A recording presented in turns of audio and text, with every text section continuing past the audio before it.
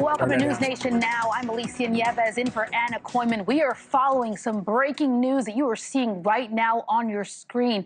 Gunshots ringing out at a church in Michigan, leaving multiple people shot as the building is now up in flames. The attack happening at the Church of Jesus Christ of Latter-day Saints in Grand Blanc. This is a suburb of Flint, Michigan. First responders arrived to a chaotic scene as churchgoers were fleeing from the fire ripping through that sanctuary. Police confirmed the shooter is down and say there is no ongoing threat to the public, but investigators are still working to determine how many people were hurt and shot. What led to this violence? We are waiting for an update from police, set to happen any moment now. In the meantime, joining us now to discuss this further is former NYPD officer and president of Qverty Secure, Bill Stanton. Bill, I feel... Now, before we get into what he has to say, let me say something. Now, as a Christian, I think you got to be one cold man to end up shooting up a church and setting it on fire. Absolutely wild to me.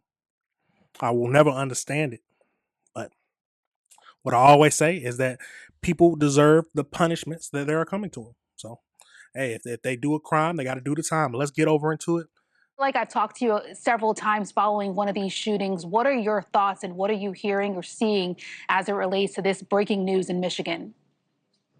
Well, yet again, here we are again, Alicia, on these unfortunate circumstances where we see people going to a house of worship and some misbegotten soul, someone who is obviously mentally ill, feels the need to strike out and be heard. You know, we live in a culture now where people feel it's okay to do violence upon other people, and we have to find a way to end this sooner than later.